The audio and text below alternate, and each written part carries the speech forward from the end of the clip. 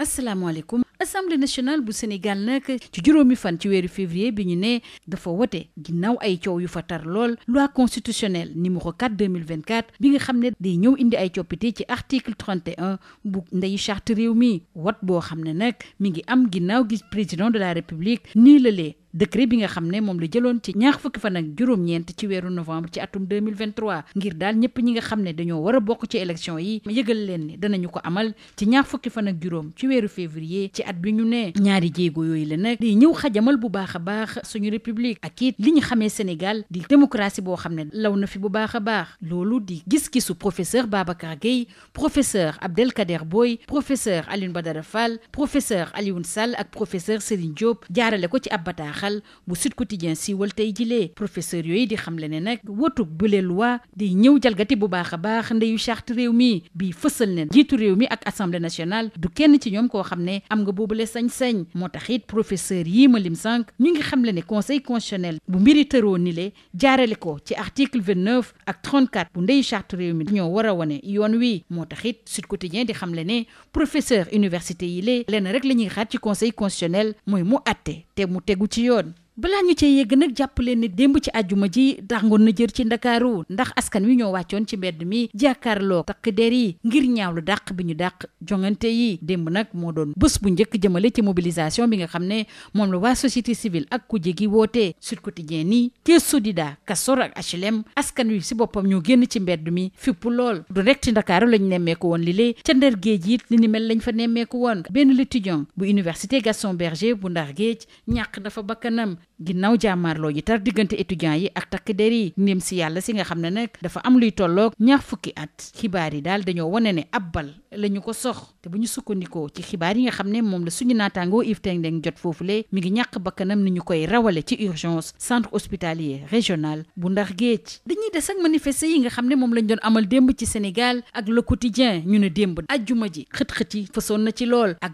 takk der yi nga xam ne dal nañu bu baax a baax ci ñi nga xam ne ñoo génnoon ci mbedd yi xeer yi ak gaz lacrymogène démb taroon nañu lool ci réew mi bu ñu sukkandikoo ci le quotidien waa laas di ko feelu ne jàmmaarloo yi ñu doon nemmeeku ci ndakaaru gisaan nañ ko fa démb te ñu ëpp ci ñi nga xam ne ñoo wàccoon ci mbedd ñi nag ndaw ñi lañu loolu yëpp nag mi ngi am bu ñu sukkandikoo le soleil ginnaaw gi nga xam ne takk der yi dañoo tere société civile ak kujje gi bi nga xam ne dañoo bëggoon manifester foofu la ci place de la nation moo tax it ndaw yi tasaaroo ci mbeddu ndakaaru yi loolu yóbbee waa bés bi le jour ni saxaar si fasoon na démb lool ci ndakaaru ak yeneen diwaan yi ci Touba nag moom ay yàqu-yàqu yu taratar lañ fa nemmeeku RFM bu Mbàkke ñu sox ko ay xeer yu bëree bëri am na it yenn Auchan yoo xam ne xale yi tegoon nañ leen gët ak it ay station d'essence yoo xam ne dal nañ seen kaw fipp bi ci boppam moo fasoon démb lool bu ñu sukkandikoo ci waa l'info ñuy xam le ni wéccoo xeer ak grenade lacrymogène fasoon na lool démb mu jox ci kàddu Thierno Alassane Sall mu ne ñoom dañoo ñëwoon julli ci ginnaaw ga ay gaz lacrymogène la ñu nokki bu baax a baax da koy ñaawlu fu ñaawlu yem te it warul am benn yoon démb ci manifester yi ginnaaw ndaw yi nag waa bés bi le jour ñu ñuy xamal ne takk der yi dañoo jëre liggéey taskatu xibaar yi su ñeneen naataangoo yi ñu xëyandoo tey jilee di ko firndeel ay journaliste la ñu dóor ci jamono joo xam ne nag seen liggéey rek lañ doon def waa police ñëw xajamal bu baax a baax sañ-sañu yooyu la taskatu xibaar bu ci mel ni Absa Anne bu Seneweb dañ ko teg loxo ci anam yu métti finnaal ko lool ba mu mujjee xam ñu rawale ko ci këru docteur ginnaaw gi ñu ko teggee loxo moo am ak suñ beneen naataangoo bu fare ci l'enquête moom it jot nañ kaa dóor matérielu équipe leeral la ñu yàq ñu des ak taskatu xibaar yi ndax démb dañoo dajaloo ci maison de la presse bi ñu duppee ndem si yàlla Babacar Touré ngir ministère communication bi jëlee ci loxo ci groupe Walfadjri ab licence am ci 4 fan ci weeru février bi ñu ne mu delloo ko ci ni mu gën a gaawee bu weesoo ñu delloo waa Walfadjri seen licence ñu fexe it ba sàmmonteeg sañ-sañu taskatu xibaar yi lu leen ñor la jàpp leen ni dañ doon amal ab toogaanu sikki mu ci buntu Walfadjri ngir ñaawlu lu la yëpp takk der yi ñoo ko mujjee tas sànni fa ay gaz lacrymogène mu métti lool it ñi nga xam ne ñoo fari ci kujje gi ak société civile bi li xew ci Sénégal soxal na lool secrétaire général bu ONU muy Antonio Guterres ñu yeggee boobule xibaar mooy waa Dakar Times ñu dellusi si kàddu yi nga xam ne ku yore kàddu secrétaire général bu ONU moom la yëkkati démb ci jàkkaarloo mag taskatu xibaar yi keneen koo xam ne it def na ab déclaration ci kanamu taskatu xibaar yi mooy Seydina Issa Thiaw Laye moom mi nga xam ne moo ne ci bopp organisation woote Seydina Limamou Laye bi nga xam ne moom la ñuy amal ci téeméer ak ñeent fukk ak ñeenteel bi ci jeexital ay bés bi ñu ne Seydina Issa Thiaw Laye di xamle ne dañoo war a teg ci suuf suñu féewaloo jiital intérêt réew mi ginnaaw gi ñu amalee élection ngir natt doole syndicat yi nga xam ne ñoo ëpp doole ci Sénégal. Premier ministre Amadou Ba daje na ak ñoom démb tey daal ab déggoo lañ fa gis. Le Soleil di dellu si ci juróomi ndenkaan yi nga xam ne moom la premier ministre yëkkati ci boobu leen ndaje. ñu jàll ci beneen ndaje bu jëm ci jeex muy Coupe d'Afrique des Nations bi ñuy amal ci Côte d'Ivoire ndax final bi ëllëg lay am ci diggante Nigéria ak Côte d'Ivoire. sànni wa ila fayee ko rek lay doon wala firndeel ne ñoo mën ñayu Côte d'Ivoire yi mën nañ diiranteeg mbagg bu baax a baax ceeli yu Nigéria yi. waa Côte d'Ivoire dañoo fas yéene dëkku waa Nigéria danañ def seen kéem kàttan ngir wuutu Sénégal ci bopp footballu l'Afrique. jàppale ni tey ji nag xëccoo bi dana tar lool ci diggante RDC ak Afrique du Sud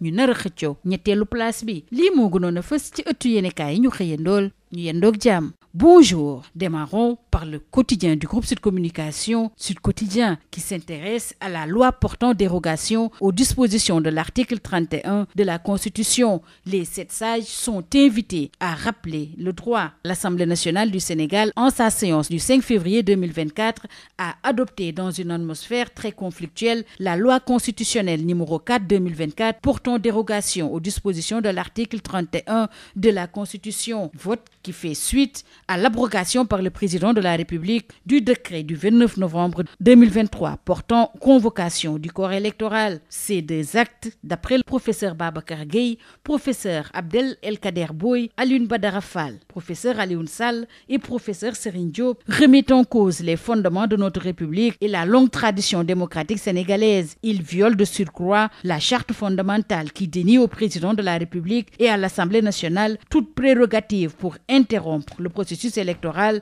déjà enclenché. Seul le Conseil constitutionnel, dans des circonstances d'ailleurs limitativement précisées par les articles 29 et 34 de la Constitution, détient ce pouvoir. En attendant, suite à ce report de la présidentielle, les foyers de tension se sont multipliés hier vendredi à Dakar. Des manifestants, bravant les forces de l'ordre, ont investi les rues de Dakar pour dire non au report de l'élection présidentielle. C'était la première journée de mobilisation de la société civile et de l'opposition contre le projet de Macky Sall et de son régime de renvoyer la présidentielle au 15 décembre prochain. Macky Sall a fait face à la rue hier, selon Sud Quotidien, qui signale que Sodida, Castor et HLM se rebellent. Ces manifestations ont également eu lieu à Saint-Louis, où la tension a été vive hier. Et un étudiant de l'université Gaston Berger a perdu la vie lors de rudes affrontements entre étudiants et forces de l'ordre. Le jeune, âgé d'une vingtaine d'années, aurait été touché par balle lors de ces manifestations. Et selon les sources de notre correspondant Yves Tendeng, la victime aurait perdu la vie lors de son évacuation aux urgences du centre hospitalier régional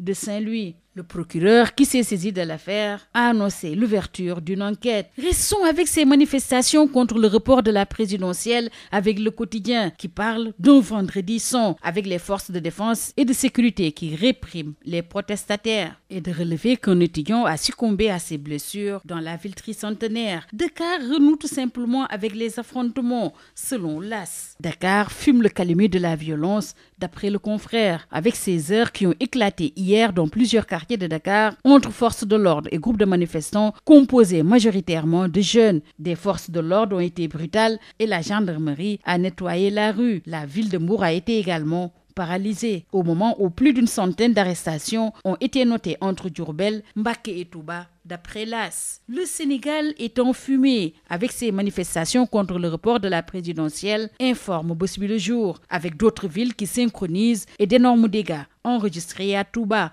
La RFM Mbacké a été caillassée, Auchan a été encore visé et des stations d'essence attaqué. Le rassemblement prévu hier à la place de la Nation pour dénoncer le report de la présidentielle a été violemment réprimé par les forces de l'ordre, informe l'info, et la révolte est montée d'un cran. Les manifestants dispersés à coups de grenades lacrymogènes ont organisé la révolte et ont mis le feu un peu partout aux alentours de la place de la Nation. Pour Thierno Alassane Sall, candidat à la présidentielle, nous sommes venus prier et on s'est fait gazer. Cette situation est déplorable et c'est intolérable. Et toujours d'après l'info, au-delà de l'étudiant tué à Saint-Louis, la légende des arènes sénégalaises Mame Gorgui Ndiaye, asphyxié par les grenades lacrymogènes jetées dans sa maison, est décédé. Lors de ces manifestations, les hommes de tenue étaient sans retenue avec les journalistes, d'après Bës Bi Le Jour. Sud Quotidien et les autres confrères, notamment la Tribune, d'informer que des journalistes ont été tabassés dans l'exercice de leurs fonctions. La police entrave ainsi la liberté de la presse nationale.